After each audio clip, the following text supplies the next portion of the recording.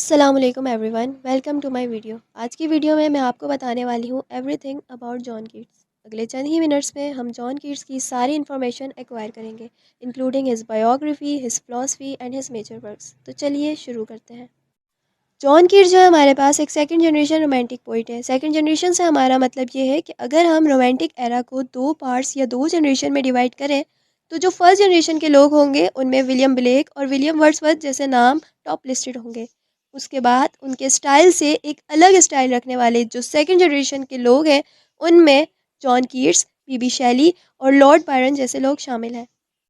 John Keats का birth हुआ था 31 अक्टूबर 1795 में और 1821 में वो दुनिया से रुखसत हुए, यानी सिर्फ 25 साल की यंग एज में उनकी डेथ हो गई थी विद ट्यूबरक्लोसिस। उनके छोटे भाई की डेथ भी इसी रीज़न से हुई थी। इसीलिए ये कहा जाता है, बहुत से क्रिटिक्स का ये मानना है कि जॉन कीट्स जो है वो सही तरीके से अपना आर्टिस्टिक एक्सप्रेशन अभी दे ही नहीं पाए थे। उनका करियर अभी स्टार्ट ही हुआ था कि इससे पहले ही उनकी लाइफ एंड हो गई। जॉन कीट्स की सबसे कमाल की बात यह है कि उनकी लाइफ बीमारी से लड़ते लड़ते गुजरी है। मोस्टली जो उनकी लाइफ है वो पेन सफरिंग्स से गुजरी है। लेकिन उनका जितना भी छोटा सा करियर था उसी में उन्होंने बहुत सी ज़बरदस्त पोएम्स इंट्रोड्यूस की हैं।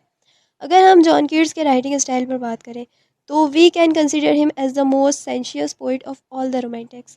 इसका क्या मतलब है? देखिए, सेंशियस का मतलब है कि वो हमारे सारे सेंसेस को इंगेज कर देते थे अपनी पोएम्स में। यानी उनकी पोएम्स पढ़ के सिर्फ ऐसा नहीं लगता था कि हम कुछ इमेजनरी देख रहे हैं, बल्कि इसके साथ साथ ऐसा भी लगता है कि हम कुछ सुन भी सकते हैं। उसके साथ साथ ऐसा भी लगता है कि हम वो हमारी स्किन, हमारे टच सेंसेस को भी अपील कर रहे हैं।